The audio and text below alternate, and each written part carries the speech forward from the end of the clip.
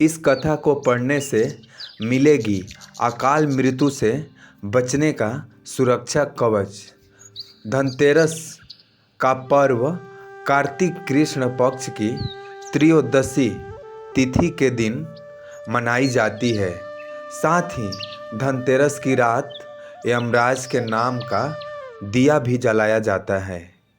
धनतेरस के दिन इस कथा का पाठ करने से व्यक्ति को अकाल मृत्यु से बचने का सुरक्षा कवच का पता चलेगा। नमस्कार दोस्तों, आप सभी का एस रंजन ज्ञान चैनल पर स्वागत है। दोस्तों, अगर अभी तक आप हमारे चैनल पर नए हैं तो प्लीज़ हमारे चैनल को सब्सक्राइब कर लीजिए, वीडियो को लाइक कर दीजिए और इस कहानी से कुछ सीखना चाहते हैं, कुछ नया जानना चाहते हैं तो प्लीज़ दोस्तों आप इस कहानी को लास्ट तक ज़रूर सुनें और हमें सपोर्ट करें। तो ज़्यादा समय ना लेते हुए कहानी की शुरुआत करते हैं। एक बार यमराज ने अपने दूतों से पूछा कि क्या लोगों के प्राण लेते समय तुम्हें किसी पर दया भी आती है? यमदूत संकोच में पड़कर बोले, नहीं महाराज, हमें तो आपकी आज्ञा का पालन करते हैं, हमें दया भाव से क्या लेना। यमराज ने सोचा कि शायद ये संकोच के कारण ऐसा बोल रहे हैं। यमराज उन्हें निर्भय करते हुए बोले, संकोच मत करो, यदि कभी कहीं तुम्हारा मन पसीजा हो तो निडर होकर कहो। तब यमदूत ने डरते डरते बताया, सचमुच एक ऐसी ही घटना घटी थी महाराज, जब हमारा हृदय कांप उठा था। यमराज ने बड़ा उत्सुक होकर पूछा कि ऐसी क्या घटना घटी थी? दूतों ने कहा, महाराज, हंस नाम का राजा एक दिन शिकार के लिए गया।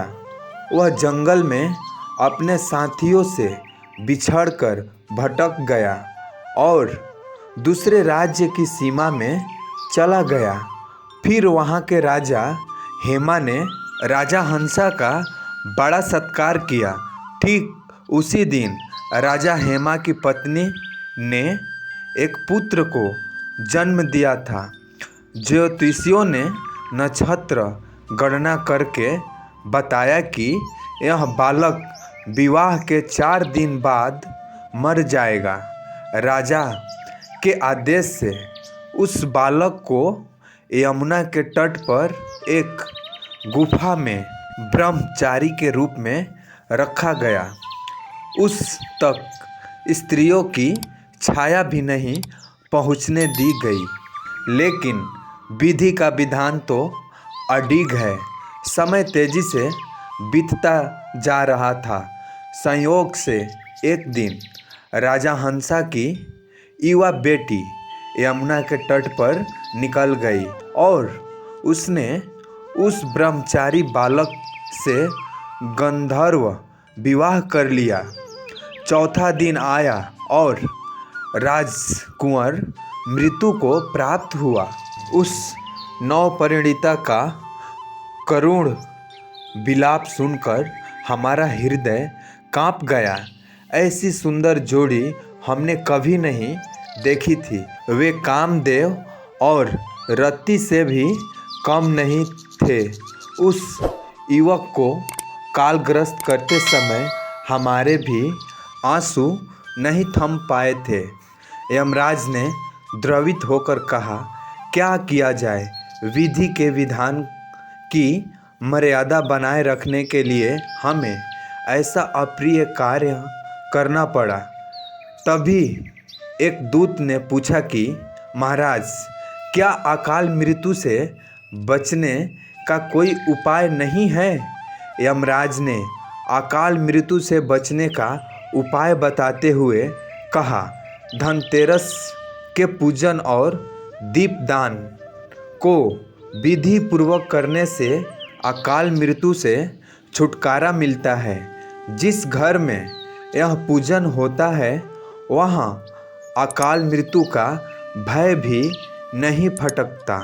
इसी घटना से धनतेरस के दिन धन्वंतरि पूजन सहित दीपदान की प्रथा का प्रचलन शुरू हुआ। इस दिन को यम दीप दान भी कहा जाता है।